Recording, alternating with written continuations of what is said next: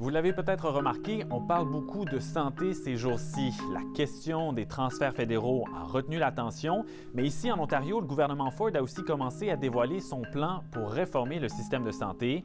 Le premier ministre Ford a passé les dernières semaines à répéter le même message sur toutes les tribunes. The status quo, the status quo, the status quo, the status quo is no longer acceptable. Terminé le statu quo, le gouvernement dit qu'il est grand temps d'être audacieux. We need to be bold, we need to be innovative, we need to be creative. Grosso modo, le gouvernement Ford a décidé de s'appuyer davantage sur les cliniques privées pour offrir des soins. Dans un premier temps, on va demander aux cliniques privées d'effectuer plus de chirurgie ophtalmologique, des interventions de la cataracte par exemple, et ensuite on va permettre les chirurgies de la hanche et du genou. Le gouvernement pense que ça va donc permettre de réduire les listes d'attente, et donc Ford pense même que la province pourrait dans le futur confier jusqu'à 50 % de toutes les chirurgies au privé. À l'heure actuelle, l'Ontario compte environ 900 cliniques privées. On les appelle des ESA, des établissements de santé autonomes.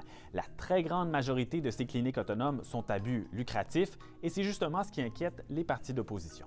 His government has been following the privatization playbook to a T. Parce que même si le premier ministre promet que les Ontariens ne paieront jamais avec une carte de crédit, Never their credit card.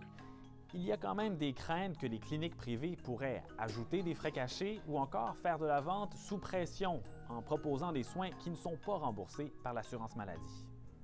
Vous l'avez peut-être aussi remarqué, le premier ministre et sa ministre de la Santé évitent de prononcer le mot « privatisation ». C'est un choix délibéré. Ils veulent éviter d'effrayer la population. Par contre, il y a des observateurs qui pensent que le moment est opportun pour proposer des transformations dans le réseau de la santé.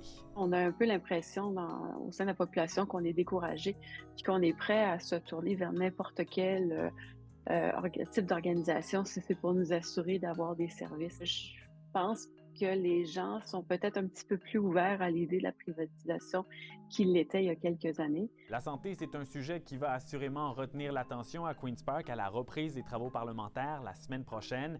Le gouvernement Ford a déjà annoncé qu'il va déposer au moins 2 projets de loi pour mettre en œuvre sa vision.